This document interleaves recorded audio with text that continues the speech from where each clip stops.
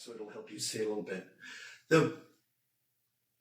As you can imagine, the introductory video could lead us down several rabbit holes, but it's just one of many.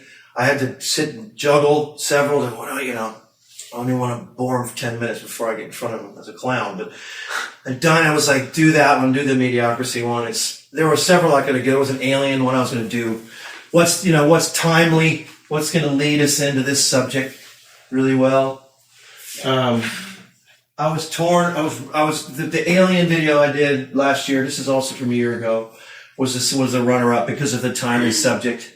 Astrologers around the world right now, like this week, are talking. They're all predicting. But many astrologers around the world are predicting that disclosure is going to happen like now, because of what's happening in the transits.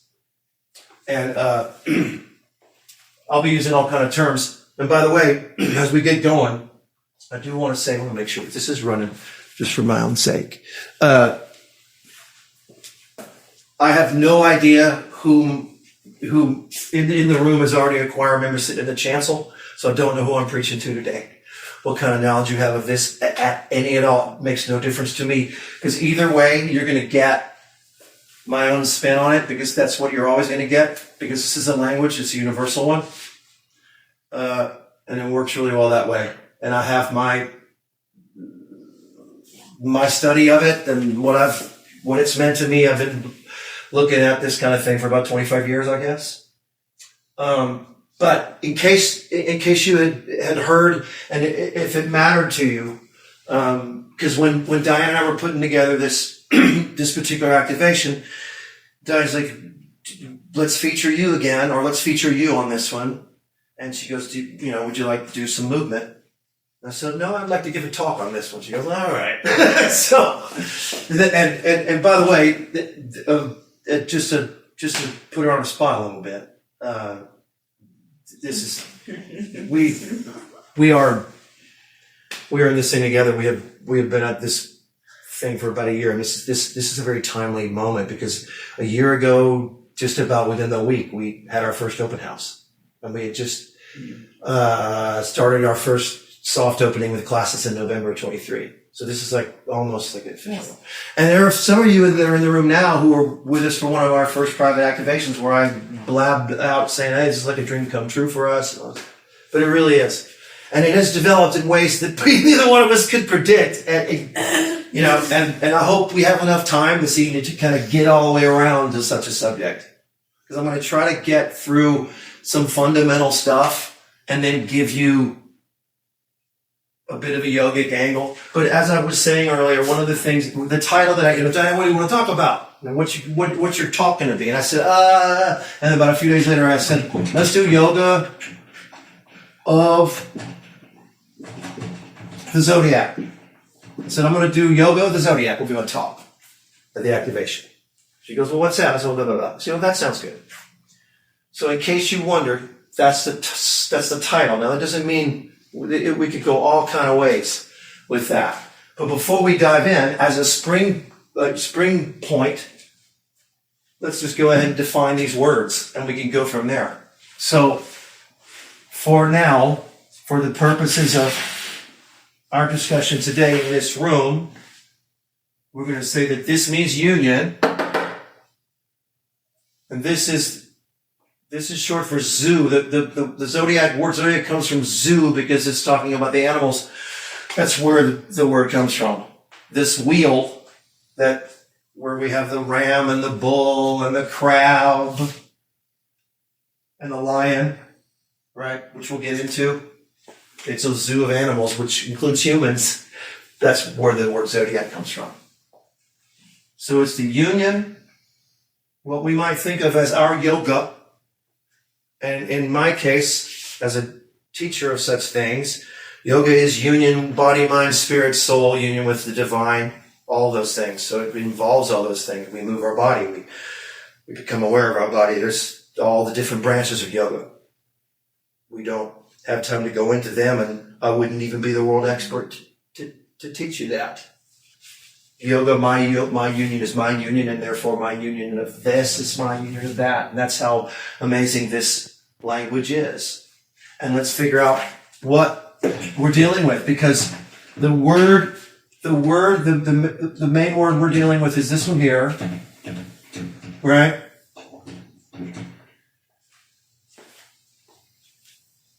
And so when we're in middle school or whatever, we learn a little bit about this, right? They're happy to teach us that in school, but they didn't teach us this in school. And the reason now that I'm in my 50s and I used to be a school teacher, which is why I love to use a whiteboard and run my mouth. I used to do this with kids. But I didn't get to talk about this. I can't read I bumped up against the system so bad. I need to be able to read it. I can't read it. I sat down and thought, I need to be bored. Exactly. What does it say? Astrology, astronomy. I have really bad handwriting. Okay. No, I just can't see it from here. It's cool. I'll go to the black marker when you're ready. I'll try to remember, pick up the wrong marker. But so they were okay with telling us what so let's break them down. Astro is star. Astro is star. Nomi is name. This is this is the science of naming. This is what they named them. This is how they name them. The science of naming what they see. But this word, the one that they didn't want to teach us in school, is one we're dealing with now. And the reason I'm so high on it now with our yoga center is because they should have. And we're going to make up for lost time. And they put it into the newspaper columns, and then in our new generation, onto the YouTube videos with all the charlatans and whatever. And it never got the proper, because this is the language of all languages. And it's underneath all the others. But they didn't want us to know that. I'm saying that I shouldn't go down the conspiracy alley. But what does this mean anyway? If astronomos is the naming of the stars, the naming of the heavens, the astrologos, I'll use a black marker,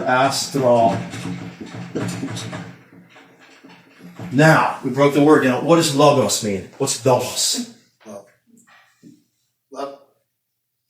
Love, truth, the word, right? We get the word logic, right? The logos, I think it's from Greek, is the truth. When in the beginning of the book of St. John, it said, in the beginning was the Word, right? The first verse. In the Greek, it would have said logos, the truth. And if that were Pali or Sanskrit, they might say the Dhamma or the Dharma. The logos, the truth of the heavens, the word of the stars. You see where I'm going with this. Who created the heavens and the earth, y'all? It's the word of the heavens. And it is like that in the Bible itself. It says it right in the Bible. I don't have to write the whole verse out. And if I were really fancy, I would have a little, PowerPoint slideshow to give you. But I don't, because I'm too big on the whiteboard. But it says in the Old Testament, the heavens, that's this. The heavens are telling, this is probably King James. The heavens are telling the glory of God, and the firmament showeth his handiwork. Obviously, an older English version of all kinds of translations over the centuries, but it's right there in the verse. The heavens are telling, as in they're showing, they're telling us a story. This is telling us something, as in to tell. The glory of God, and the firmament, the other word I'm going to write down, because it corresponds to the age we're going into now. Because that part of the zodiac, that part of the sky represents this in a very special way. The heavens are telling the glory of God, and the firmament, which is the heavens, the sky, showeth his handiwork. And anybody who got deep enough and crazy enough about this subject for long enough, you start to realize that every little mark on your skin, every little bump, if we were to lay the firmament, or if we were to lay the human body out flat like a bear rug, and if we were to lay the firmament out flat like a bear rug the moment we were born, that would be the imprint on your skin, the moment you're born. Like a Polaroid picture flashing onto your skin of this like a clock. Like the imprint of your soul is literally, you're wearing it. And we don't have to go down that rabbit hole. But I want us to understand what we're dealing with. Because it's there in the Bible. And in the book of Job, God is asking Job countless times, what does he say? Canst thou tell forth the Mazzaroth? Job is praying to God and asking for his help or whatever, and God's testing him. I'm being very vague because I'm not the Bible scholar here. But God says to Job, can thou tell forth the Mazzaroth? And we're going, what the hell does this mean? They leave it out of most church services, but the Mazzaroth is just a word for zodiac. It's just an ancient word for the firmament. And God's asking Job, do you understand this language? Do you understand my language? Can you tell me about this? Can you explain to me why the beautiful heavens are built the way they are? Can you explain it to me? Aries, Taurus, Gemini, Cancer, Leo, Virgo, it's all there, all the balance of the opposites are there. Can you do that, Job? Do you want me to help you and save you? Do you really know what I'm trying to say to you? It's right there in the Bible, y'all. And I want to emphasize that. I didn't make that up. And the word for that subject, and we will touch on some of those aspects of that subject as we go through, as far as I can get. And there's all kind of aspects we have to touch on to lay out a fundamental map of this crazy wheel. The first thing to consider in this particular context is that what I'm going to be showing you today and talking about is what they call tropical Western astrology. And some of y'all already know about this. Tropical Western astrology is dealing with the ecliptic, whereas Vedic astrology, or sidereal, some people call it, is dealing with what is actually there and not the lag. It's hard. It's a lot to go into. You'll get this on the interwebs all the time. You'll go online and somebody starts telling you that you're a such and such, if you're a such and such sign, and they say that the Saturn's in your this, but then you go somewhere else and they say no, it's over here. That's the difference between Vedic and tropical. This is what most astrologers in the West deal with. That's what I'm going to show you today. Okay? The Vedic is based on the actual, and this is based on the so-called ecliptic. Okay? And I hope we have time to get into that a little bit. But here's the wheel. Let's jump right in because that's where the yoga is going to come in.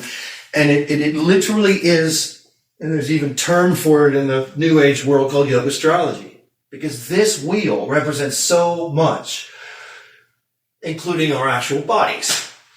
Literally. The body itself links up with all of this. Okay? So, let's emphasize the cardinal cross in the middle. And we all know, we've all seen that symbol. And it means a lot of things to a lot of people for a long, long time. Does it not? And there it is. There it is right before you in this wheel. And what we're looking at is the cardinal cross that's representing the so-called equinoxes and the solstices. Does everybody heard those terms before? Yes. Okay, we're going to talk about those a little bit as we go. It has to do with the path of the sun, the traveling of the sun. The sun is king, sun and the moon. The sun and the moon are king and queen of this whole game. But as we're looking at it as a visual, as a two-dimensional visual, this is something to bear in mind. What you're looking at is the earth, okay?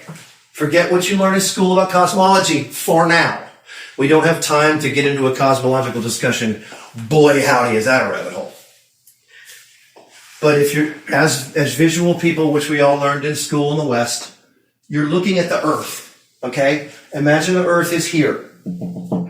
And the planets, for the sake of the visual part of it, the way that we work the wheel, the planets are going around it, all right? And the sun is also, and the moon, okay? Through it like a wheel. And this is just how the wheel is worked. visually. So let's bear that in mind. And then the next important thing would be, where will we start? If it's a wheel, where do you start? Okay.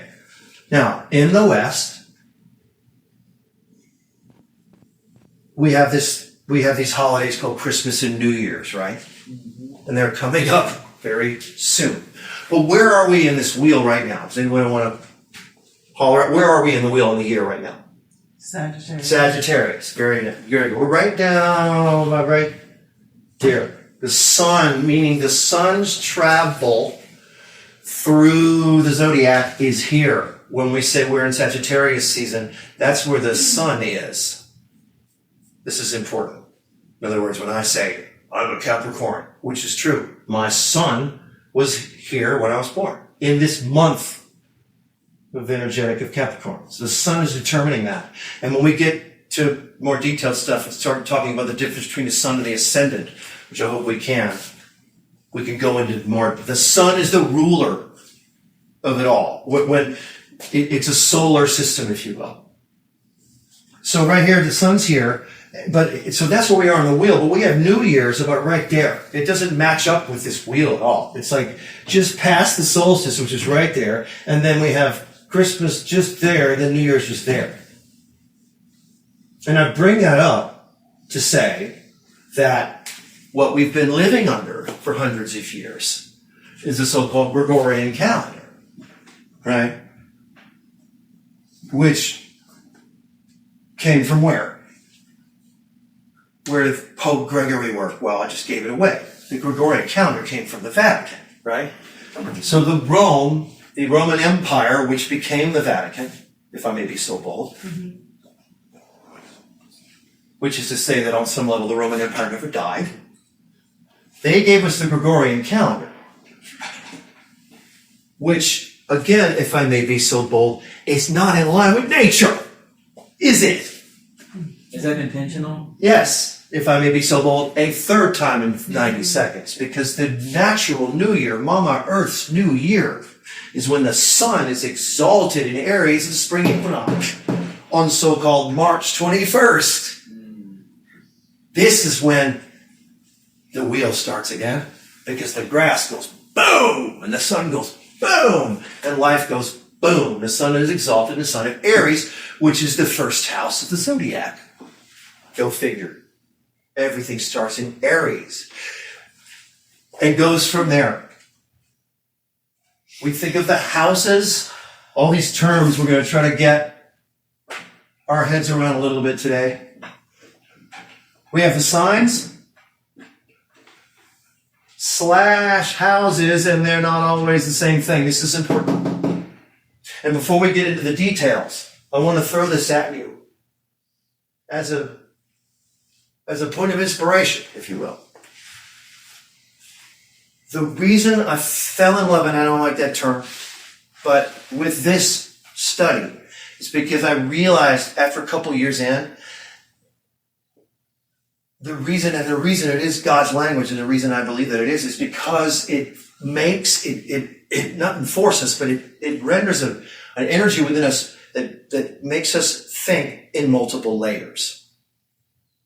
Think 4-dimensionally, 5-dimensionally. Joe and I were talking earlier about that. We would start breaking down the political world, and like, oh my God, it's like they're playing multiple dimensional chess, and we don't know that, right? Or maybe they are. Same thing with the zodiac. Because if you can imagine, and we'll try to get to some of this at some point, if you can imagine this wheel flat, like on a plate, and that's the current transits in the world, and then you take your natal chart and you make another layer and you put those together, and that's what astrologers do. They're already thinking in multiple layers. And if there's aspects happening here, that's another layer, and then aspects happening here, that's another layer. So we have the signs, the houses, and by the way, the signs and the houses are the same things as the constellations. The constellation, if someone's talking about the Aquarian constellation, they're talking about that area of the sky where those particular stars can be seen. In the constellation of that is, in the astrological terms, it's the sign. And when it comes to the houses, it gets a little more complicated because then it comes down to the archetypal wheel, which is where we're going to start today. And then if we get far enough, we'll go into how that breaks down into you personally, based on when you were born and where you were born and all that, because that matters. Really, really matters when it comes to things like the ascendant.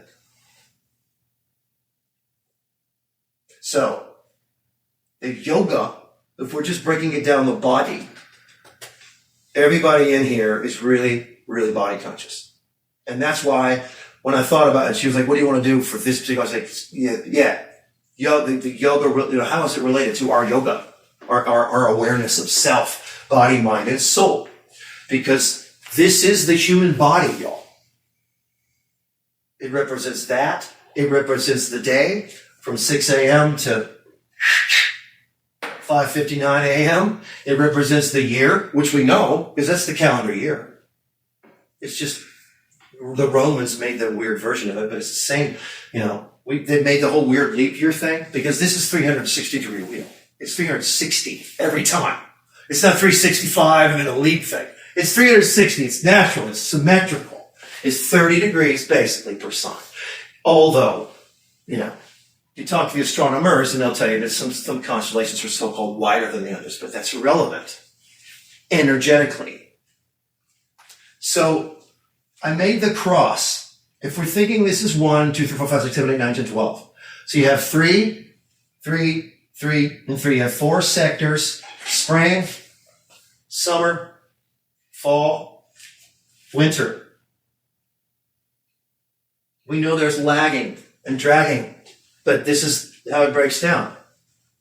Because when we start talking about the modalities, you'll see how one season mutates into the other through the mutable signs. Every sector, we have 4 of 3, and these are magic numbers, y'all, and they make up the natural world. When I was still a school teacher, teaching really, really smart high school kids, and I was teaching music, but I was trying to teach them this. I was just trying to find weird ways of doing it. But since it was music, I would mess with numbers because I knew they were into numbers at least. But the sort of cosmic number, or rather the numbers that sort of build the life that we're in. If you are 3, 4, 7, and 12, this is one way of looking at it. I'm not a numerologist. This is a very simple way of putting it.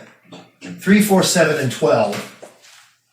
We could go down all kinds of rabbit holes with all 4 of those numbers, and so much it's built on that, right? And this is divisible. 3 plus 4 is 7. 3 times 4 is 12. 12 signs of the Zodiac. 4 sections of 3. Each sign has 3 deacons, 3 sectors, and it's all the symmetrical breakdown. 3 blind mice, the 4 seasons, the 12 disciples, the 12 tribes of Israel. Why is it 12 eggs? Why isn't it 10 or 11? It's 12 eggs in a bundle of eggs. It's 12. It's a dozen donuts. It's not. Why? It's 7. Do, re, mi, fa, sol, la, ti. The number of divinity, right there. 7 Diamond Mudra. Do, re, mi, fa, sol, la, ti. Is the scale, the diatonic scale in Western music. It is also Sunday, Monday, Tuesday, Wednesday, Thursday, Friday, Saturday, right? And let's take a look at that, because that's an easy thing. We use these words every single day, and we don't always know what we're talking about, but let's go ahead and get that out of the way. We have Sunday, we know what that one is, don't we? That one's a dead giveaway. Monday, kind of a dead giveaway too, right? Which one is Monday? The moon, right? Okay, Tuesday. What's Tuesday? Mercury. Close. Let me give you the French. Mardi. Mars. Mardi Gras. Fat Tuesday. I lived in New Orleans. I grew up in the South. Mars. Every single day. Wednesday, there's your Mercury. French Mercredi. Mercury. The English is the language that's sometimes weird, right? Yeah. This is Mercury. Let's go over here and I'll just erase as I go. Because I'm going to get rid of some of this as I go. So Thursday, I'll give you a hint. Thursday is Thor. Thor. They call it that. And what's the planet? What's the god? It's either Roman or Greek. What's the planet it represents? Thor represents the big one. The big fat Jupiter. Yeah. Thursday's Jupiter. Freitag. It can only be one planet because Friday was whatever. It's Miller time on Friday. There's only one planet that can be in charge of Friday. What's left? What's the French? Or is it French Viernes? Is that French? Is that Yes, it's the same, yeah. Yeah, Venus. And then of course Saturday is the big daddy who's let my handwriting is really bad handwriting. I'm going to erase it all in a minute. It's what you hear that matters. Saturday is Saturn, the big daddy, right? It's the 7 of the Elohim. What is he talking about? Elohim. So the first 7, because let's not forget, I'm always going back and forth between the pillar, y'all. The thing. Let's not forget that in the ancient world there were only 7. In the pantheon, Saturn was the top, the furthest away. It was sun, moon, and the order. I just erased the order, but the real order would be this. Again, the Romans messed it up with their weird counting. But the real order, if we're thinking pantheon, and from the geocentrically, if you will, right? Sun, moon, Mercury, and then Venus and Mars, Jupiter, Saturn. In that order. Being from in to out, if you will, energetically. Again, we don't have time to get into a cosmological discussion. And then in the modern world with the telescopes, the outer 3 planets were added, which we're going to have to go, when we go through the wheel, we'll talk about how it looked in the ancient world and how it looks in the modern world and how they stack up, because there's another layer to deal with. For example, Capricorn and Aquarius are both ruled by Saturn in the ancient world. But in the modern world, Aquarius is ruled by Uranus, which is interesting because in the mythology, Uranus is like Saturn's grandfather, and they have this really bad relationship. But they are co-rulers of the same sign. We'll try to get into that a little more. Days of the week, I gave you that one. That's just obvious thing. It's right in front of us. It's the planets. It's the planets, y'all. And when I said Elohim, what I'm talking about, this would be an ancient word. I think this is Hebrew. It's talking about the energetic. Because if you're talking about the language of astrology, and if we're taking seriously the verse which says the heavens are telling the glory of God and the firmament showeth his handiwork, the Elohim is sun, moon, Mercury, Venus, Mars, Jupiter, Saturn in our lives, and its energetic effect in our lives and in the world and on the earth. Elohim is the gods, if you will. This word is used in early Hebrew versions of the Bible and in the book of Genesis. Is when they're talking about the creation. This is the word they use for God. It's like a plural word. And it has an astrological foundation right there in the book of Genesis. I don't want to step on anybody's toes here today. And I don't mean to. And I'm not world expert on any of this. But this is deep stuff. And it's not about what I believe or what you believe. I'm just giving you my slant on it. It's heavy, heavy stuff. So let's go back to the wheel and get going.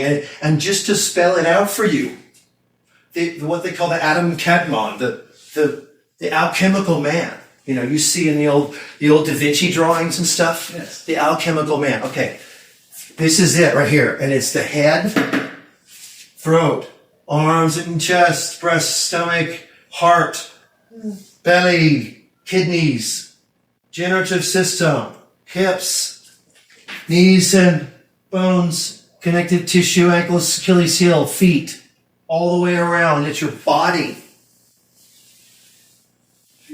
When I was getting into this, I got into this study even before I really got into that study, as in vinyasa on the mat. I was already meditating, but I wasn't vinyasaing. And when I learned about that, my mind went, boom! So you gotta be kidding me. And it's so real. So let's go. What are all these letters? Let's deal with that because it's very important. Because it's all energetic. It's all symmetrical. The energies have their opposites. Everything, all the aspects of life are in this wheel. Okay, let's talk about that first because Moretta's like, okay, what is that? Yeah. So we have C, F, and M. That's what is in these corners. Let's look at that. Cardinal, fixed, and mutable. If I may draw a very simple image on the screen right down here in sort of two-dimensional fashion. There is a symbol, a very simple geometric symbol, if you will, representing cardinal, fixed, mutable. The cardinal energy, the first sign of each sector. Cardinal fire, cardinal water, cardinal air, cardinal earth is the initiatory energy. It sparks something new. It's the beginning of the new season. Mm-hmm. The fixed energy holds the energy of that season.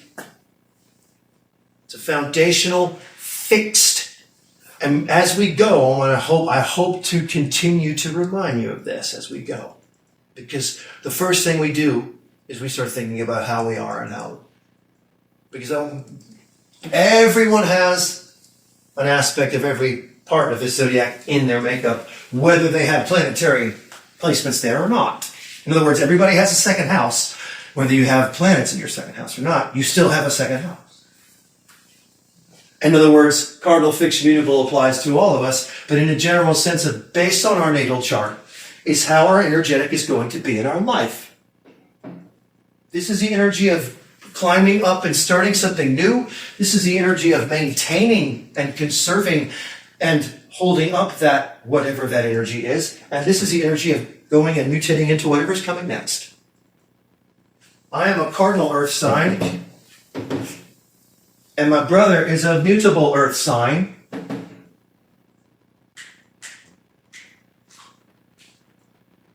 I come up with crazy ideas better than he does, but he can fix them and analyze them and make them work better than I can. Because he can mutate it. And it matches up with your body and every conceivable, and the days, the year, the day, all of it. So that's the first thing to understand, that each sector is made up of these energies in and of itself. And so you look at cardinal, fixed, mutable, cardinal, fixed, mutable, cardinal, fixed, mutable, cardinal, fixed, mutable. It's symmetrical all the way around the wheel. And therefore, there's a balance in nature. And then, of course, there's the elements. So now that we know what the modalities are, I'll just start erasing stuff slowly. And of course, we have the elements. Again, 3 and 4. There's 3 modalities and 4 elements. There's the 3 and 4 again. And there's the fire, earth, air, and the water. And that also goes around in a symmetrical way. Fire, earth, air, water. Fire, earth, air, water. Fire, earth, air, water. 3, 4, 12. Right? The elements. There is already, with the planets, the signs, the elements, modality, where we get 7 layers we're already thinking about. This is the amazing thing about this language. And the deeper you get into it, the more you realize your mind is expanding. Your mind is expanding when you study this language. It forces you to. Because it's a spiritual language. It's God's language. If I may be so bold, to use a term that people are triggered by sometimes. But there it is. It has the balance. So here we go. Let's jump in. Aries, the real new year, March 21st, which just sounds ridiculous when you think about it in the Gregorian calendar. The 21st, 22nd of every month is when the sun goes into the next sign. In other words, if you're born on the 20th of January, you're based at Capricorn. But if you're born on the 21st or 22nd, you're Aquarius. If your sun, because it changes on the 21st, which is to say, the sun exalts here. This is the equator, y'all. This one right here. This is the equator. The sun crosses the equator, if you're thinking in geocentric fashion, bringing forth the spring, the real new year, March 21st, the beginning of the new wheel. This is 1 all the way around to 12. And by that I mean this right here. The archetypal houses, and I'll go ahead and mention this now, and hopefully we can expound on it more when we get to the personal stuff, and help me keep track of time. I'm just basically going to try to get as far as we can, and then try to get into some questions with whatever time is left. If we're thinking archetypically it's 1 and around to 12. That does not mean that your first house is Aries. That means that the first house is Aries. If your rising sign, if your ascendant is in Aries, Aries is your first house. That's how it works. And that has to do with the time of day you were born, right? Just touching on that now, in case I don't have time later. Because, oh my God, what does that mean? What's the difference between my sun? What's the difference with the rising? There is a difference. In other words, anytime you read a stupid newspaper column where kids, or half the YouTube videos out in the world, all they're talking about is your sun. And it's here's Capricorn, sun, moon, and rising. That means if that was in your chart when you were born, your moon, your ascendant, or your sun, that's what they mean. In your natal chart, which means what the imprint looked like the moment you were born, which is not what's happening in the sky now. So the natal chart is what astrologers read when you get a reading. They look at the day you were born, as much information as they can gather, place, time, all of it. And they look at what the transits were doing, what the Polaroid picture was that very moment. They take that information, they put all the planets in the places that they were, and they make that. And then they look at the current transits, and they go, boop, boop, boop, boop, boop, and they fit that together and try to make sense out of it. That's what they're doing. That's the natal chart. This is the imprint when you were born, and the transits, which is one of the other terms you hear a lot. The transits is basically what's happening in the sky right now. This is the transits. In the current transits, Pluto is right here, leaving Capricorn after 16 flipping years, and finally entering his sign of Aquarius for the next 20 years. This is a huge deal. This is what I was talking about in that video we listened to earlier. That was one of the particular subjects I was honing in on in this set of videos, because it's such a huge deal right now on the subject of astrology. The biggest deal. In fact, Pluto over the next 2 years, and I should just throw this in now, because it's just rabbit hole after rabbit hole. In the next 2 years, year and a half now, all three outer planets, the ones that were added to the pantheon in the modern world, I'm talking about Uranus, Neptune, and Pluto, are all changing signs in a year and a half period. Pluto from Capricorn to Aquarius, Uranus from Aries to Taurus to Gemini, and Neptune from Pisces to Aries. And the interesting thing is, one of the many interesting things about that is they are all moving, not just scattering, but they are all three of the outer planets are moving from what is known as feminine signs into masculine signs. Because the water and earth are known as feminine, fire and air are known as masculine. I'm not going to deal very much with this subject, but I do want to point it out.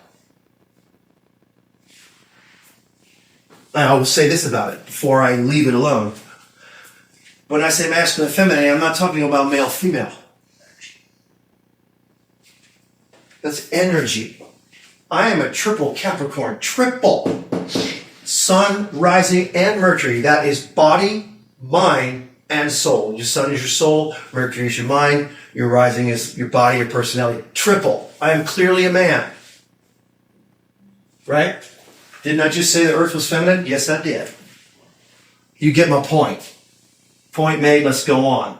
Aries is, we know that it's fire, we know that it's cardinal. We're starting to get a sense of what Aries is and what's the ruling planet of Aries, anybody? The language, it's right in the language, right? It's Mars. So every sign has a planet that governs it. The area of the firmament is that particular wandering star because that's what the ancients called it. They called them wandering stars because that's what they look like, y'all. That's what they look like. And we don't have any other proof, really, beyond what we're told to believe, that they're anything other than that.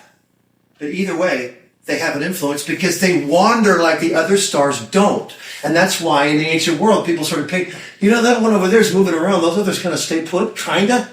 They come back around the same way. That other one's going, but they're the ones that we call planets today, right? And in that houses of the sky, Mars is the ruler. And look at the word.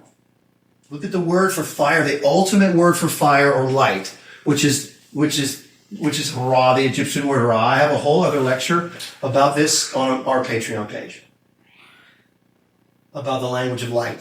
And it's right here in the place where the sun, which is the Egyptian word Ra stood for, Ra was the sun god, wasn't it? People in the West call their children this now, don't they?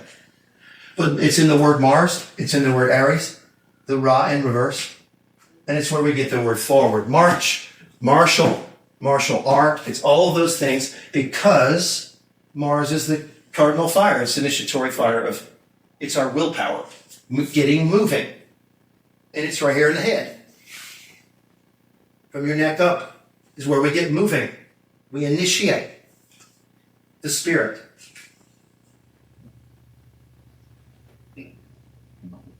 Taurus, the second house, will be fixed. Remember this symbol here. Fixed earth. Completely different energy. Ruled by the planet Venus. And isn't it interesting, y'all, that the zodiac starts with Mars and Venus? The ruling energies of the beginning of our calendar start with the two what they call personal planets. The planets that deal with human relations the most. Mars and Venus. So this is the Venusian energy is what? It's energy of love, togetherness, comfort. Taurus. We think of the word Taurus, we get the word restaurant. Look at that. Look at the word Taurus right in that word. Why is that? Because Venusian energy is about being cozy, right? Being warm. Apple pie, ice cream, carols with the kids, warm fire. Taurian energy knows how to do that better than anybody. And it's the fixed earth. And so, if we were to look at every sign has its downside, has its dark side. There's an upside and downside to each one, right? This would be laziness, right? But the upside of the Venusian Taurian energy is this steadfastness like no other because it's earth and it's fixed. And what's the animal? Associated with Taurus? It's the bull. Look at that. The most steadfast. Hell, you can't hardly get it to move, right? Until it's time to do one thing, or maybe two. Okay, maybe three. Eat, shit, and it's the bull. It's just as fixed earth as an animal could be, is a bull. And of course, the ram is Mars, right? Doesn't it make sense? It's initiating. What does the ram do? Here we go! Just a reckless military move the ram makes, and there it is. It's cardinal fire. It's initiating spirit. And the bull says, we're good in the shade over here. And then next we have Gemini. This is an important sign right now because this weekend is the full moon right here. So does anybody want to guess or know? Tell me, why is the full moon happening now in Gemini? What determines when the full moon happens where? The full moon is always opposite where the sun is, and we've already talked about the sun's down here, right? So every 14 days, because the moon is a 28-day cycle, does it not? Every 14 days, new moon, 14 days later, full moon. 14 days later, new moon. In other words, the moon cycles around at its pace, and when it comes time for the new moon, it comes, what they say, under the light of the sun. Therefore, it disappears and we don't see it. The new moon is like a new moon that we can't see, is it not? Because it is literally under the light of the sun, if you will. And so our latest new moon 14 days ago was in Sagittarius. And the full moon coming up tomorrow is in Gemini, when it is opposite the sun. And we've learned this, those basics are in astronomy school. And this is mutable air is the energy of Gemini. And we think of the hands. If Aries is your head, Taurus is your throat. People with Taurian traits in their body have thick necks and bovine features in the face. I mean, it literally is. You can when you study this stuff, you can see it. Particularly when it's their rising sign. And in some cases, their facial features turn up a lot in the sun sign, and then bodily features and facial features turn up in the rising sign. So the next part of the body down would be your arms and shoulders, right? And Gemini is the twins. It's in the pantheon. It's known as the twins. Donald Trump's Gemini rising, or Gemini sun. He's like one guy 1 minute, and another guy the next. It's the twins, and it represents in your body your arms, your chest, your hands. When I was a school teacher, one of my colleagues was an orchestra conductor. He was a Gemini sun. He could do crazy things with his hands and his arms. And he could do one thing over here with his hand and something crazy with his hand all at the same time. He was a Gemini. You could see it in the person. And they're quick on their feet. What's the planet that rules Gemini? Mercury. So this is Quicksilver, y'all. It's really popular in the modern world when Mercury goes retrograde. Why is it such a big deal when Mercury goes retrograde? Everybody always says every single planet goes retrograde all the time, y'all. But everybody talks about Mercury, do they not? Why is that? One reason is because it happens all the time. It happens 3 times a year. Because Mercury is Quicksilver. It rules Gemini. It is the mind. It's the communicator. It is the arms. You watch the Gemini, Mr. Trump talk. He's going like this. Does he not? Does he not use marionette hands when he talks? He does this with his hands because he's a Gemini. It's right there in his physical traits. Do you remember what happens at the top of the Zodiac wheel, y'all? What's here? This is June 21st. Solstice. The solstice. Which one? Summer. The summer. It's when the sun moves into Cancer. This is cool because what's the animal associated with Cancer? Rabbit. That's right. Crab. Cardinal, water, right? This is our first water sign. Your Cancer? Fire, earth, air, water. Finally some water. The crab, the Egyptian word is scarab, right? And what's the scarab? Did anybody remember what scarab is? Dung beetle. The dung beetle. What does the dung beetle do? Rolls dung. It pushes it up, over the top. Oh, finally got it down. And it's the movement of the sun. It's representing the traveling of the sun. It's finally to the top of the helio. The crazy word I can't remember right now because I've been up for 2 hours, for 24 hours. It finally to the top. It's the height of summer, even though there's a lag, because the hottest part of the summer is here. But the sun is at its peak. 12 noon on June 21st. It's straight up. at 12 noon on June 21st, on the solstice, it is straight up. And we know what happens. I don't have time to talk about it today probably, but on the solstice, which is next week, we're doing a ceremony here. I'm going to talk about it then. I'm going to talk about what happens on the winter solstice, which is next week. What happens to the sun, which is an unbelievable, magical thing. And it does it in the summer solstice as well, because the sun stands still. That's why they call it solstice. Stis and sun, which is sol, stasis, the stasis, the stillness, because it halts to the same degree for 3 days and then moves to the next degree on the 4th day. This is straight up biblical, y'all. It's right there in the astrotheology, if I may be so bold. And they're both talking about the same thing. So back to the scarab, the dung beetle pushes it over the top of the hill. And the crab, how does the crab walk? The crab walks sideways. And look, it's right there, sideways. It's up at the top, going sideways, and going back down the other side. Because it's cardinal water. And what does water do?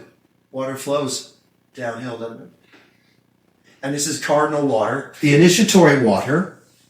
So if we were to look at, once we get around the whole zodiac, it'll start making sense how all the opposites and the trines attract, because there's the different versions of the element.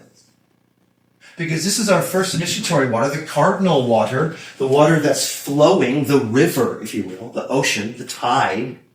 Whether it's Scorpio, when we get down to Scorpio, which is fixed water, that's like the puddle, the well, the quicksand, but both water. So the crab is the perfect animal because it walks sideways. It goes like that. And there's the word ra again. Ska, ra, and krab. Because the sun. And Cancer is ruled by the moon. Because Cancer is the breast, the mother's milk. And it represents the house of the zodiac. It's about home and family. Mama. Mama's milk. Cancer. Yes, Cancer's the mama, the breast, the moon, the tides, the period, the mother's cycle. We're all adults here. It's right there. And when the moon is in Cancer, everybody's emotional, if you will, because the moon rules there. Now we're getting somewhere. Leo, the heart, the lion heart, right? The lion. I gotta go fast, y'all. I hate this. It's okay. No, I don't hate it. This makes me think. Lion, heart. We've all heard of the heart of a lion, heart of a lion, heart of a lion. Look at the lion features, y'all. Come on, look over here. Look at the hair. Look at the eyes. Look at the Leo. Do I stutter? Do I stutter? The biggest heart I've ever known. Right there. And I'm talking about the one in there. Ever known. And she's a Leo sun. That means her sun is in this part of the sky during the year, June, July, part of the year, when she was born. Her rising sign, and we'll get to this if we have time, is the same as mine. Exactly the same as mine. And that's why we're karmic twins. We both have the same exact rising sign right down here. But I'm Capricornian sun and she's a Leo. Thank God she's a Leo. It's the so the tarot card for Leo is the strength card, right? And there's a little lion. The funny thing about that is in the strength card, there's a little lioness in the picture, and it's like cuddling up all nice to this little person. And it's like, but it's called strength because that's your strength. Our deepest empathy and heart love is our strength. And it's the lion, the king of the jungle, right? So we've talked about, I've already used the Trumpster as example. Well, he's a Leo rising Gemini sun. He's a Leo rising. What's the dark side of Leo? Avarice, arrogance, conceit. I'm great. I'm great. What's his moon? I can't remember. So far, it's the same as me. They can't help it. Tim Tebow, Leo. It's like the energy of Leo is I will. Beat your chest, I will. Aries, cardinal fire, is I am. The beginning of everything, the spring is I exist. The pure fact that I exist is enough. Aries, I am. And then Taurus says, I have. The things I have. Gemini says, I think. Cancer says, I feel. Leo says, I will. I stopped trying to tell Diana what to do a long time ago. And I started telling her over 2 years ago. And because I realized it because I was studying this language right here. And I realized what she was, and because I looked at her chart and the little tiny bit that I know, because I'm not an astrologer. I'm an astrologist, if anything. I said, when the Leo and the Queen, when the Leo gets what it wants, everybody wins. Because that's the royalty. Princess Diana of Wales was a Leo, y'all. Like an actual Leo. Moving on, Virgo is our next earth sign, which is now mutable earth. This is in the belly, because where does earth mutate? We eat the solid food in our body, and it mutates into something else in the belly. And what else happens in the belly? Virgo the Virgin in the bread basket. Isn't this called the bread basket? And I got a bun in the oven. It's all there in the science, in the zodiac, everything in our lives, in our culture.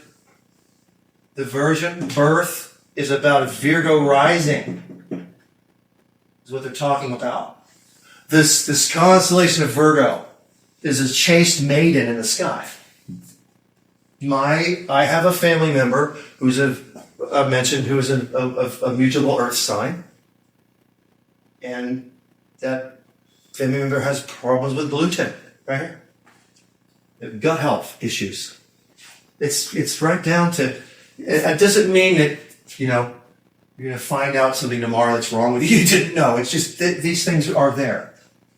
It's mutable earth now, and it represents the belly, and this is the Virgin, of course, the chaste maiden in the sky, and this is also ruled by Mercury. Mercury's quicksilver. It gets around. So Mercury gets to rule the earth sign of Virgo and the mutable air sign. It's busy. It's the closest one in, and it darts around the sun all the time. Mercury is now in Sagittarius, currently, coming out of retrograde as we speak, because Mercury's never far from the sun, because the sun's here and the sun's doing like this. In your chart, in everybody's birth chart, chances are very, very good, if not 100%, wherever your sun is, Mercury is going to be either in that sign or the one before it or the one after it, because it's never far from the sun. Because it's retrograding 3 times a year, it's darting around, it's the quicksilver, it's the closest one in. It's the information giver, it's the internet, it's the cell phone, it's the email, it's the gas in your car, it's the I forgot to lock the door, it's the little stuff. It's the details. That's why we obsess in the modern world with Mercury retrograde, because it's like we can't get away from the details. Whereas every single planet retrogrades every single year. We just don't talk about it. Mercury's the one that our society's obsessed with because of what we're obsessed with, like I talked about in the video, the technocracy, right? Mercury's all about that. Moving on, Libra. The balance or the scales. This is our next air sign, mental, is cardinal air. And the symbol in the sky for Libra is the actual scales. I can't draw y'all for shit, but it's this. You're balancing. The old scale, it's that. That's a really, really bad whatever. I just drew. And so the energy of Libra is I equalize, I balance. My joke is, the Libra is, everybody cool? The Libra walks in the room and goes, everybody okay? That's what you do, though. What's the Virgo motto? Virgo is, I analyze. Sorry for me skipping that. I analyze. I put it together, break it apart, put it together, analyze it. And look what its opposite. We're going to start getting into the opposites now, because now we're here. 1, 2, 3, 4, 5, 6, 7. There's the magic word. And when we get to 7, look at what's happened. We've crossed the equator again. Because what happens at the beginning of Libra? The fall equinox, right? And this is September 21st. When the sun dips back down into the autumn season, the season of fall, starts in the season of Libra. Now we're in cardinal air, initiating new mental activity. Isn't that interesting? New mental activity. And look at these words. Library. I can't spell. Library. Y'all. It's the same. Equilibrium. Equilibrium. It's right there in the word. Libra is the scales. Justice. Say it. Ruled by what? Ruled by Venus. Which makes sense, does it not? Venus is the planet of love, justice, coziness, togetherness. The feminine planet, if you will. Again, not talking about female, male. I'm a very Venusian person. So this is the scales, and this is Venus again. And looky here. Aries is what? I am. Right? Libra, you are. I am. You are. You are, what's that mean? It means this energy is me, myself, and I, and the opposite part of the sky is the energy of, is everybody cool? It's like In other words, the first one, it's birth. I am. in other words, they're opposites in the zodiac. They have equal importance. It's just as important to say, I am, and you are. I am, you are. So now we can start filling them in. Scorpio, and this is Libra of the kidneys. Look, y'all, the scales. How many kidneys do we have? 2. They're balanced because it's things. You have 1 heart, but you have 2 kidneys because it's Libra, because it's the scales. It matches the body perfectly. And you have a student way back in the day at the fitness diet, I talked about this all the time, and I was in a conversation with a random student one day, and they were like, what's Libra? And I said, it's the kidney disease. They were like, no way, my mother's got kidney disease. She's a Libra, she's born in September. It happens all the time.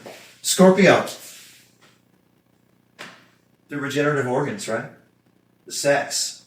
Fixed water. Fixed water ruled by Mars. In the ancient world and now in the modern world by Pluto. And then the animal in the ancient world, before it was thought of as a Scorpio, was actually the eagle.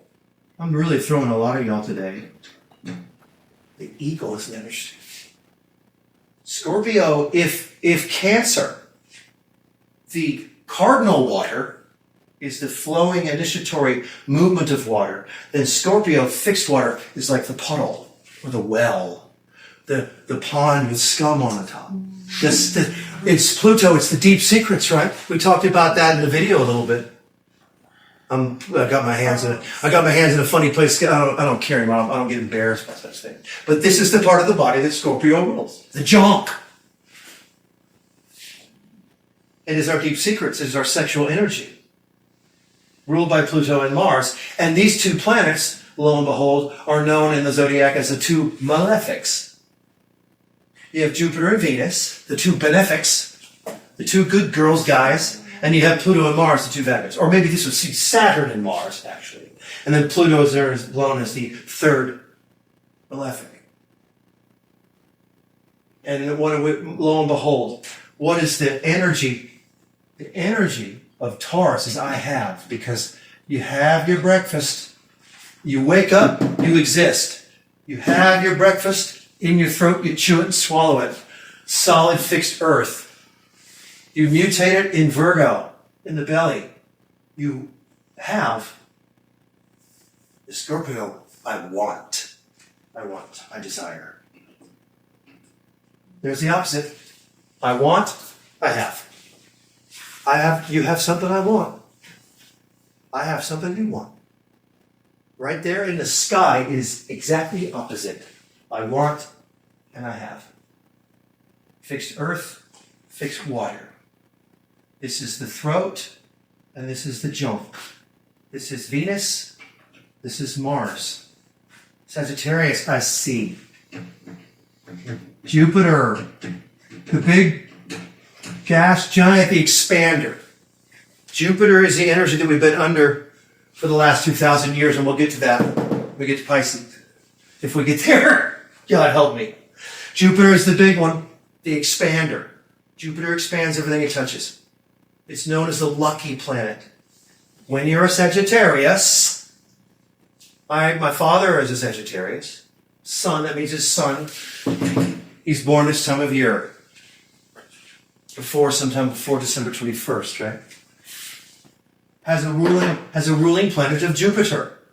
He lands on his feet, man. Sagittarians land on their feet. Sometimes they actually have luck. Diana knows a few, and they're lucky people sometimes. I don't want to put anybody on the spot, but it's right there in the chart.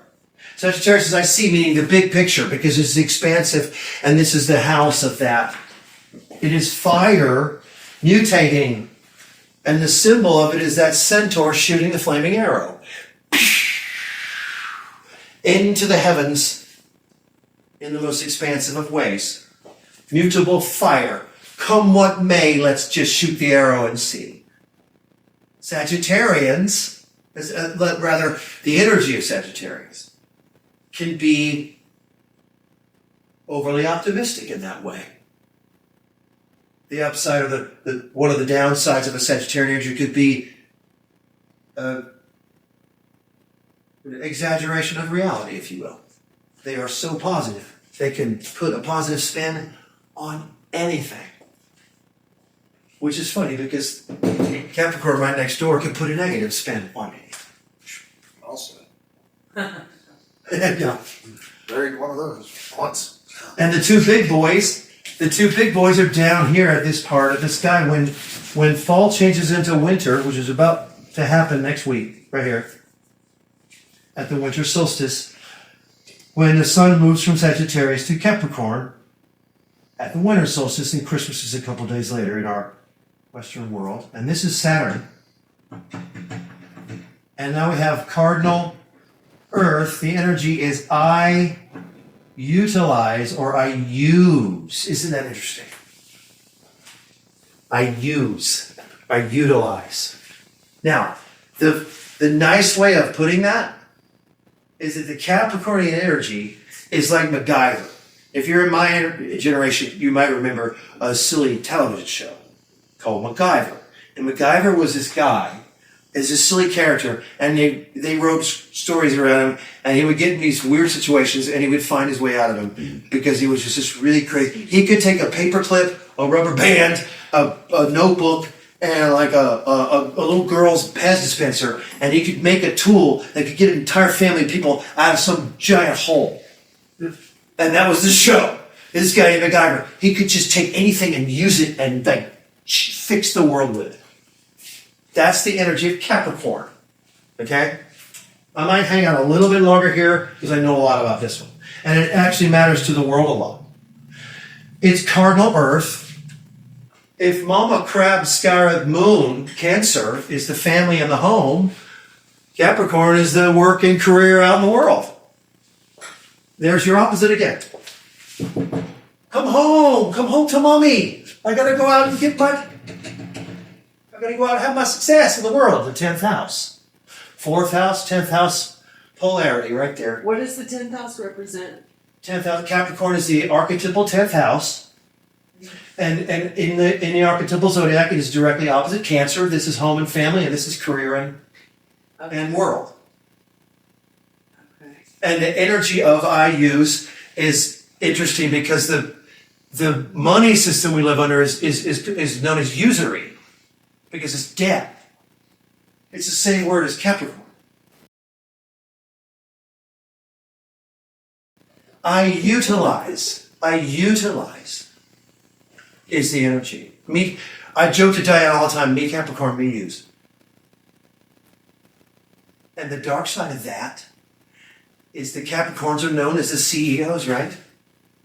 The dark side of Capricorn is you step on over people to make your way in the world.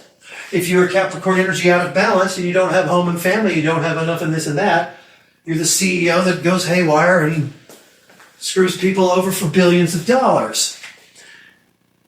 That's why this energy is important in the world right now. Pluto has just spent the outermost energy of the zodiac has just spent 15 years ripping this all apart. This is the institutions of the world right here. And they are ruled by Saturn, y'all. Saturn. And guess what? Saturn also rules here in Aquarius. That's interesting. It rules two signs next to one another. One is an earth sign and the other is an air sign. And that's why things are so funky right now, because everything is right on this cusp. So what is the part of the body? If we got the kidneys and the generative organs and the hips, Sagittarius is right here. It makes sense. Capricorn is the knees, and more archetypally so, or more completely so, the bones of your body, the skeleton. It makes perfect sense. Saturn rules the structure of the world. Walls, ceilings, doors, bridges. If we didn't have walls, ceilings, doors, and bridges, we wouldn't have a world. We wouldn't have shelter. It's important to have Saturn in our lives. Even though Saturn is the taskmaster, the Lord of Karma, he wants you to learn the lesson before you go forward. You've got to get it right. And I'm going to make you earn it. It's going to make you wait. Because of the pantheon of 7, it's the slowest. It takes 7 years. 7 years. And this is the energy in the modern world right now. It's the knees. And look, y'all, kneecaps. I can't make this up. Do we not call these kneecaps? It's right there in the word. This is new. Kneecaps. Knee caps. My rising sign, y'all. My rising sign is right here at 2 degrees of Capricorn. My sun is right around here at 19 degrees of Capricorn. When you look up those exact degrees in the early pantheon, the great astrologers from the 1900s, 1 degree is the patella of one knee, and the other degree is the meniscus or the freaking ACL of the other knee. And guess what? Chronic pain in both of them. I can help you with that. Thank you. Better than the weed. It's right there in the body, y'all. All where your sun. Here's a way to think of it metaphysically, and it's very real. Because I had a yoga student say, "But why is your sun? Why is if it's where your sun is? Why is that where you have the most? Because that's where you have the most heat. Think of it that way. In other words, if a Leo has heart problems, you would think it would be the opposite. If their sun is there, wouldn't that be where they're the strongest? But oftentimes we see the opposite. If your rising sign or your sun is in a place, that very well may be where we get the sickest. And I am the sickest in my bones and my teeth. You can ask. I don't want to give too many details. I mean, it is down to literally my bones and my teeth. And that is exactly what this is. But I'll tell you what else it is. Because in the zodiac, there is a place inside the skull where the whole zodiac resides too. Just the skull itself. The nose, the ears, the mouth, the lips. And Saturn is the ears. Isn't that interesting? There's the music thing. If I have a chance to go into my chart, which I probably won't, because I just got to get around a wheel. Aquarius, which is very important right now. We're getting to the archetypal end of, this is the winter season now. Houses 11 and 12. And this is fixed air. Fixed air. And there's a word I used earlier that corresponds to this. And it's firmament. Which is a word that we see as a translated word a lot in the Bible. The Old Testament. Describing the heavens. Right? As a firmament. Isn't that interesting?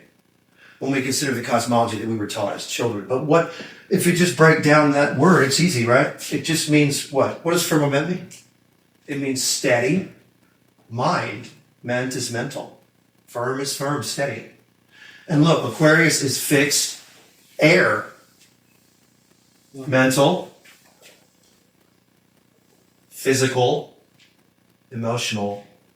Spiritual. Now we're getting somewhere. Because the elements, spirit, matter, I'm not even going to write it because you can't even read it. It's better for me just to say. It's easy. Fire is your spirit, fire is the spirit, earth is the matter, air is the mind, and water is the emotion. It's what makes up all of what we are. This energy of Aquarius basically means this word exactly. Fixed air means firmament. It means fixed mind. It means that. And I dated an Aquarian. I've known a lot of Aquarians in my career, and boy howdy, but it's about the collective. I talked about this in the video. Aquarian energy people can make friends so easily compared to me, Dr. Depresso over here. It's true. They could just, hey, and just 10 minutes later, everybody's best friend. It used to drive me crazy. But that's Aquarian. My older brother's an Aquarian. Sun sign. And he went to Manhattan. He worked in a big, he could just do it. I could never do that. I wanted to be a recluse. Aquarians, it's that energy of the collective because it's the firmament, it's all of it. All of a sudden, it's the sign that represents all of it. And it's mental. And we've heard about ever since we were children, most of us, about this age of Aquarius, right? What's that all about? Hopefully we'll have a chance to kind of to at least chit chat about it for the rest of the night as I sprint through the Zodiac. But the final sign of the Zodiac, the feet, the flippers, look y'all, it matches up. It's the flippers, the fish of Pisces. There it is. Aquarius, your Achilles, your calves, and your connective tissue. Isn't that interesting? If Capricorn is your bones, the solidity, Cancer is the water, which is 70% of your body. Aquarius is the connective tissue, the ligaments, the stuff that's in between, the stuff that's neither solid nor is not bone or muscle. It's the connective. It makes sense. It's indicative of the medium between the physical and the spirit world, too. Yes, it makes sense that this would be the place the great cycle makes its change. And now we can start getting to that a little bit because we're finally to the end where we've been for the last 2,000 years, which is mutable water, Pisces ruled by Jupiter. The big boy again, and the modern world, this is also Neptune. Oh man, that's perfect, right? Because Pisces is the mystical sign. Mutable water. It's literally where we get the word mist. Because mutable water is mist. You missed that. Mystical. Pisces. There it is. And Neptune. The word tune is right in the word. I have a trine in my natal chart to the degree point with Neptune and Mercury, which is my mind and music. Tune, Neptune. It's also addiction. It's sex, drugs, and rock and roll. Pisces is that. People who have a lot of energy potentially in their chart in the sign of Pisces, different planets and such, can be very mystical. People can be very, can be readers, can be healers, can be intuitives. They can be. My mother's a Pisces, and she's the most practical person I've ever known. She just never know. Because everything in our chart matters, not just the sun. It's every single aspect, not just the ones we talk about. And I haven't even mentioned the nodal axis is one of the most important aspects of this whole language we might not even get to. So this is Jupiter and Neptune, and now that we've gone around the wheel, we've got, this is I believe, and this is where we get the polarity of the 2 feet that match up with our body, the flippers of the fish. Because when you see the Christian symbol bumper sticker, it's 2 fish, is it not? Have you seen the Protestant stickers on people's cars? They may not be around a lot these days, but when I was a kid, they were. And it was 2 fish, because it's Pisces. And it's the flippers, the feet, that match up with our body. And isn't that interesting? Because the soles of our feet are the last sign of the Zodiac. There you go. And mutable water, So now that we've gone around in the so-called non-retrograde fashion, we look at the great year that travels this way. The so-called precession, there's so many subjects we've gone at. The so-called precession of the equinoxes has been occurring over that 2,000-year period. We talk about the ages. I touched on this in the video. And there was that little wheel, the Kali Yuga, the Bronze Age, the Silver Age, that thing. What's been happening is the precession of the equinoxes has been traveling in this direction for the last 2,000 years. And we have been in the age of Jupiter, which is the age of Rome, if you will, the papacy. We still go by their calendar. We don't go by this calendar. We go by theirs. And as we move, the equinoxes are shifting now into the fixed signs. This is what we are living, y'all. We are alive during this time. And this is the thing. That was one of the things I was hoping to get to in a limited amount of time. We are actually alive at the cusp of a 2,000 some odd year period to be here. That's why, people say, oh, it's such an amazing time. Yeah, well, it is, because this is happening. Aquarius is the place that it always happens. This is a 12,000 year cycle, y'all. So if we go back several thousand of years, ancient Egypt, the time of Moses, if you will, Moses would be the time changing between the ages of Taurus and Aries. Why? Because in the story of Moses, he comes down off the mountain and he sees the people worshiping the golden calf, which represents the bull of Taurus, and he comes down off the mountain, and what does he do? He blows the ram's horn. It's right there in the Bible, the ram. He says, we are no longer in the age of Taurus. We are now in the age of Aries. Because it's right there in the Bible, because it's astrotheology. And it's all about the travel of the sun and the precession of the equinoxes. If I had the time, and if I were so bold, which I don't have either right now, I could show you the story of Jesus on this too. But I will say this. We get the story of Easter, which happens right here. We get the story of Easter from what happens to the sun down here and what's going to happen next week. And I'll just give you the Cliff Notes version of it. Because every solstice, hear me out, think about Easter, keep that in your head. At the solstice down here, the sun drops down to its lowest degree. The next day, sun comes up, same degree. Second day, comes up, same degree. Third day, same degree. It doesn't rise. Fourth day, third day, rises again and starts its way back up. What does that sound like to you? It sounds like a story I heard in church when I was a kid about Easter. Dying for 3 days in a tomb and rising on the third day. Right here in the solstice. I do not want to step on anyone's toes.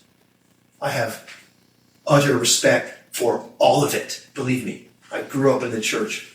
I've had priests as employers. Now, let me point out some opposites. This is what it takes to know thyself. No. You don't have to write as disgusting handwriting as you. But to feel it. I am, you are. I want, I have. I will, I know. I believe, or I doubt. And this is I know. And this is the most exciting part of the age we are living in, y'all, because we are moving from an age of belief into an age of knowledge. Which is to say, I will say, that our beliefs don't matter anymore. They don't matter. What matters is what we know. The 7 Diamond Mudra Yoga Center is about knowledge. Ever since I was a kid, in my generations, what do you believe? What do you believe? What do you believe? We got two flippers, right? It's two fish. You got belief and doubt. And this is what the church gave us. The church gave us a belief system. Do you believe it or do you doubt it? The church kept us in a system of belief rather than leading us to knowledge. Yoga and astrology can lead you to knowledge. Real quick, before we open it up, because it'll be fun, I want to point out something about your house. If you're sparked, inspired in any way, if you want to know about yourself, because again, I'm not an astrologer, I can't read you. That's a gift. This is how I see that. The same person who has a gift to read you astrologically, they could do it with some other means. They just picked astrology to do it. They have a gift to read something. The language is for all of us. And as a teacher who used to teach music and teaches other things too, the reason I'm so amped about teaching it is because I want to help people understand that it is for everyone. They didn't teach it to us in school or in church, and they should have. And it's about us knowing ourselves. The Oracle of Delphi says, know thyself, and you will know the universe, and blah, blah, blah, blah, blah, blah, right? This knowing this language helps you understand who you are. Pure and simple. Pure and simple.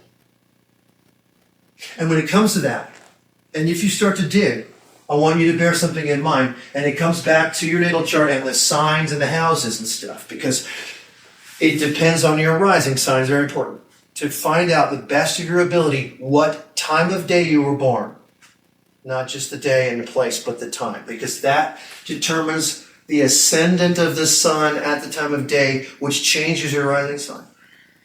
It changes it dramatically. Which is to say that 6 a.m. on March 21st, 6 a.m. on March 21st, the sun is at 1 degree, 0 degrees of Aries. That's how the ascendant works.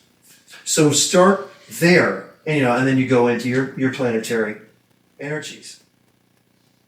And I have made such a mess up here physically that it'll give you some, because this is all, okay, I'm going to use myself as an example, and then I'm going to open it up.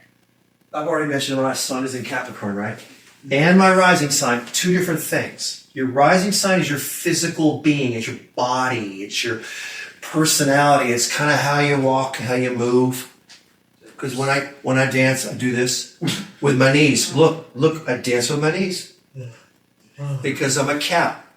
The baseball cap, y'all, the baseball cap is the cap. The Pope wears one, the rabbis wear them. It's the kneecap. It's the same size and shape as this, and all they did was add the sun bill on it for baseball. Baseball is an old Freemasonic sport, and there it is. It's Capricornian. It's Saturnian. It's a Saturnian cube and everything. It's Saturnian cube, the whole thing. Because Saturnians ruled Freemason order, because you look at the checkerboard floor of the Freemasonic Lodge, and it's squares. It's black and white squares. I don't want to get too deep. I could go down the rabbit hole on that. He seems like he's excited to do that. So, Sun, Rising, and Mercury, all three of those things. I have what's called a stellium in Capricorn. A stellium will be like 3 or more entities all in the same area of the sky. It means you have a real concentrated energy there. So I'm gonna be Dr. Depresso, like I've already joked about, because I got my mind, Mercury, your mind.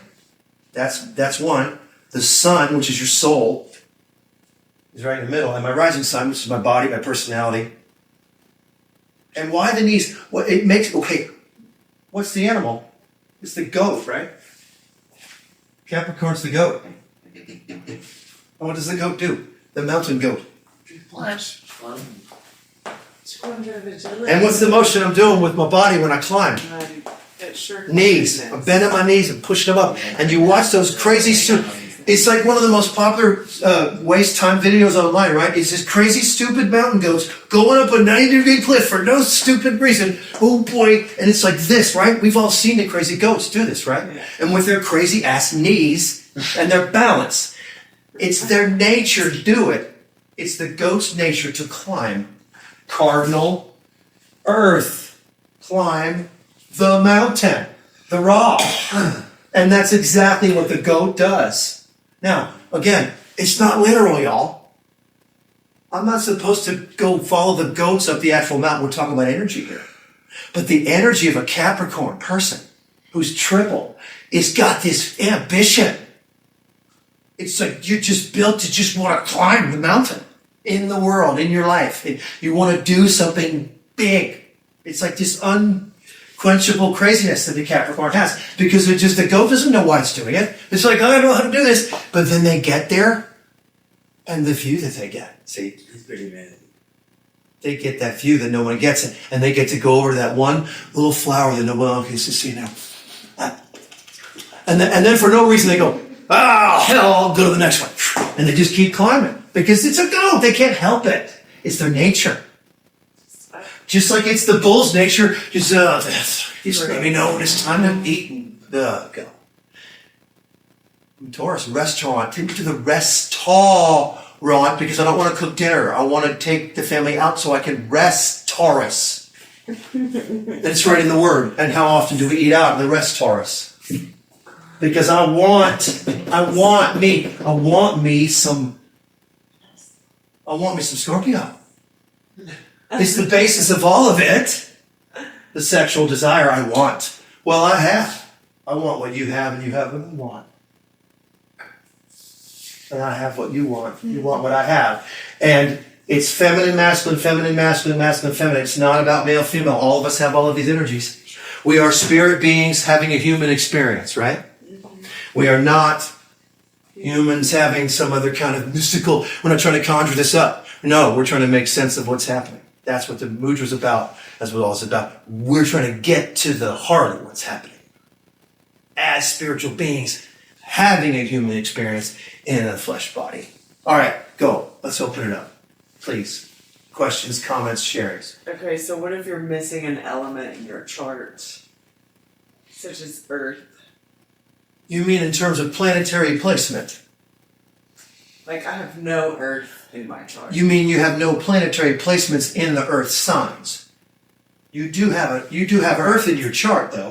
Everybody does. Yes. So if your rising sign is what? Aries. If Aries is your rising sign, then Taurus is your second house. Okay. I don't know what the hell. If you have no planets in Taurus, Taurus is still your second house, which is to say that anytime a planet transits your second house, it's going to affect your second house. Your second house is the house that I have.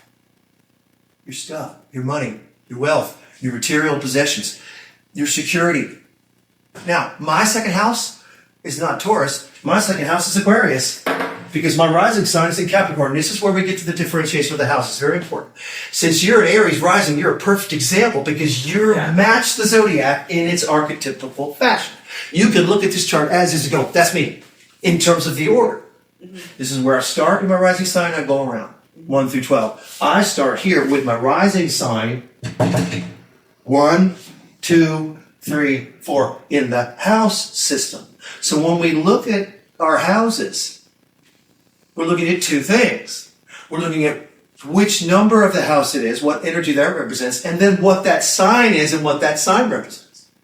In other words, in my case, as a Capricorn rising sign, my second house, my Taurus house, my house of stuff, my house of rest, my house of cozy and warm and apple pie and sofas, is Aquarius. So my stuff house, my I have house is an Aquarius. See all the layers? My I have house is fixed air. Which is to say, if I were a good astrologer, which I'm not, maybe it is to say, my way to have the things that I need for security is tapping into the collective in the Aquarian way, which is against my nature because I'm Capricorn. Does that help? Your second house is Taurus. Okay, if you don't have Earth placements, is what you mean to say. A placement, it means when you're born, a particular wandering star, i.e. the planets, are in a particular spot. What you're saying is no Earth sign. Right. That just means that you're more amplified in other ways wherever they are, wherever those entities are. And you have less energy in the Earth signs, but the Earth sign is still instrumental in the overall energy of the transits. That's still going to happen. And when they go into the Earth signs, they're still going to aspect things that are in your natal chart in other signs. Again, another layer, right? Anything else about that, please? Well, I feel like I like grounding, like I struggle to have. I constantly have to come back and re-ground myself and re-ground myself. And then with earth, but I have plants all over my house, and right now I have an orchid blooming in December. I mean, that's pretty awesome. But so I somehow find that balance, even though I live in the third floor up in there. And I want dirt so bad. I just need dirt. And I always have to have dirt and minerals and rocks and sticks around me. So even though I don't have earth necessarily planetary places. Do you have anything in Virgo? You don't have anything in Virgo or Taurus? I'm constantly pulling for earth. Do you have any planets going in to the woods? So nothing in Taurus or Virgo? As far as I know, no. Anything in I Capricorn? mean, you can do my chart and tell me all about it if you want. No, I'm just curious that you're saying there's no planets in your Earth signs. Correct. And therefore grounding is an issue for you. Yes. Because it's there. There it is. There it is. I have So I just answered. I have hardly any air in my chart. Which is communications, It's mental, right? and I had mental health issues, Okay. if you will. I don't have strong placements that are supportive necessarily Uh-huh. in the air signs, and I have an overemphasis of earth and water. And so it's not balanced out feminine, masculine, earth, fire. I have real strong, prominent earth, fire placements, but not enough balanced in the air. Everybody, we could look at anybody's chart and sort of pick these things apart. Right. Anything else about that, Loretta? Before we move on to someone else. Well, what yoga poses would be best for these things? Yeah, that's an awesome rabbit hole to go down. And there's a lot out there. Just, Like as if you I always, feel scattered and I need to bring it in. There what is- poses other than there that? are poses. Because if I'm just standing there, and you're going to get differing opinions. You're going to get charlatans all over the place. You know how the world is and the World Wide Web. But there's good information out there on it. There are actual poses that line up with the houses in the Zodiac. do you know that? I don't know them all. I should be able to, but I couldn't bark them off to you right now. What's your sign? Look like an idiot online. What's your sign? I'm a Cancer sun. I'm Aries rising, Cancer sun, and Pisces. So it's cardinal water and cardinal fire. And it's like, constant inner battle. I'm just like, it's your emotions and your willpower. yeah. That would be my first. Okay, say again. Well, you said your sun is here, yeah? Extremely. Your sun is in Cancer? Strong-willed. Your sun's in Cancer and your rising sun is in Aries. Yes. So it's cardinal water, Uh-huh. initiatory emotion, and initiatory willpower, fire, spirit. So there's a class there. Because why? Because it's a square. Yeah, fire and water. It's a square. We didn't even have time to go into aspects, which is a whole other layer. A square is a 90-degree angle. A square is known as a difficult aspect because look, if you're driving a vehicle and you have to deal with this kind of turn, you have to make a slow, maybe even come to a complete stop to negotiate a 90-degree angle. You have to go, oh shit! But if you have a trine, the trine is a different kind of angle, a little more simpatico, a little easier to do. Pisces. Pisces, man. What's that? Pisces moon. Yeah. So I go all the way. Anybody else who wants to Get chime to in? the end. Guys in the back? Sean? I'm a Libra, Sun, Leo, Ascendant, and a Cancer. So that's kind of emotions. The moon, for all of us, is the waters of our being, our emotions. And interesting to think that at the physical level, that is 70% of what we are, if not more, maybe closer to 80, Is emotions. is water. Well, yeah. At the elemental level in our bodies and on the earth, 90%. and on the earth, yes, maybe even up to 90, is water itself. The earth and our bodies are that much water. Even the inside of a tree is that much water. And so the moon is that important. It's the tides, it's the menstrual cycle, it's all of it. And it affects men in a different way, but it's affecting us nonetheless, because there it is, it's water. And that's why when we're emotional, what happens? Water, like the ocean, it's salty, comes out. Because if the waters are being moved, the tides are moving, the motion, the energy, E is for energy, and the motion, we're moving it. And so that is at the physical level, water happens. Right? And so where our moon is, I was going to use myself as an example again. Where did you say your moon was? Birds and Cancer. Moon's in Cancer. Sensible. Yes. And it is.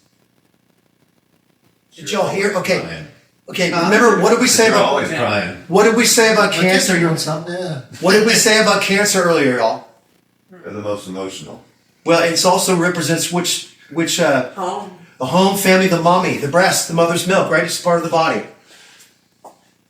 I do. And you think about the My friends tell me every time I give you a hug, you smell like home. You have the best hug. you think about the meditation that Sean did earlier, y'all. The meditation that Sean did earlier. Yes.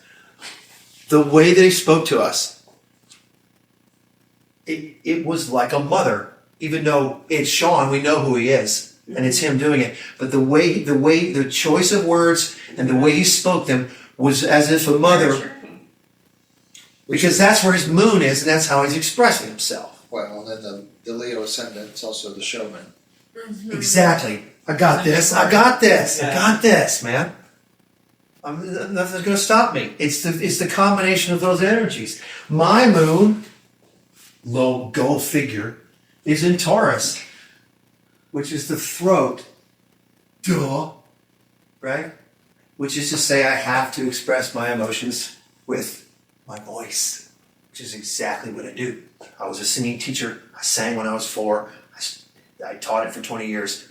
They do chanting ceremonies now, and I'm here running my mouth in front of you right now because my mood is in Taurus. And when I start to talk, they bubble up and I start to really talk because the throat, right?